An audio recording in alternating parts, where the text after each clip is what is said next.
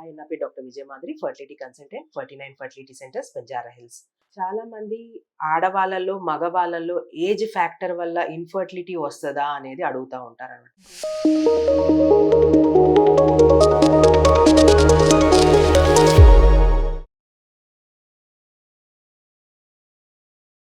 For sure age increase అయ్యే కొద్దీ infertility సమస్య ఇంకా పెరుగుతుంది. అది ఖచ్చితంగా మగవాళ్ళైనా అవనియండి, అది ఆడవాళ్ళైనా అవనియండి. సో ఆడవాళ్ళలో న్యాచురల్‌గా ప్రెగ్నెన్సీ రావటము లెస్ దాన్ 30 ఇయర్స్ ఉంటే 25-30% వరకి న్యాచురల్‌గా కన్సెప్షన్ జరిగిద్దనమాట.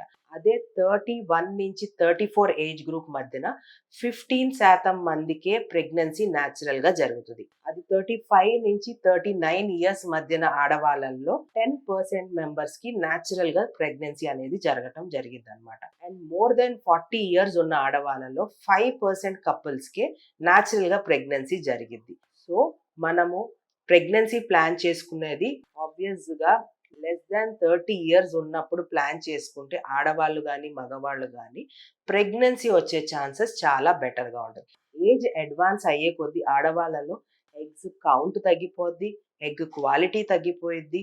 దాంతో పాటు చాలా ఇన్ఫెక్షన్స్ వచ్చే ఛాన్సెస్ ఉంటాయి.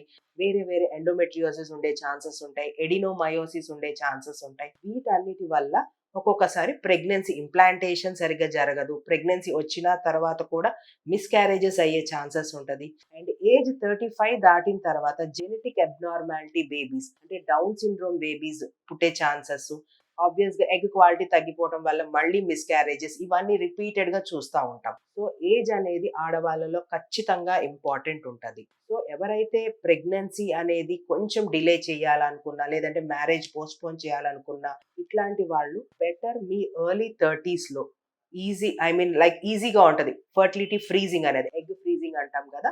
సో ఈ ఎగ్ ఫ్రీజింగ్ అనేది ప్లాన్ చేసుకుంటే మీకు తర్వాత ఫర్దర్‌గా ఈ ఫర్టిలిటీ అనేది ఇంపార్టెన్స్ ఉంటది కాబట్టి మీకు ఎక్కువ కంగారు పడక్కల. ఆల్రెడీ మీరు ఎగ్ అనేది ఫ్రీజ్ చేసుకుంటున్నారు కాబట్టి.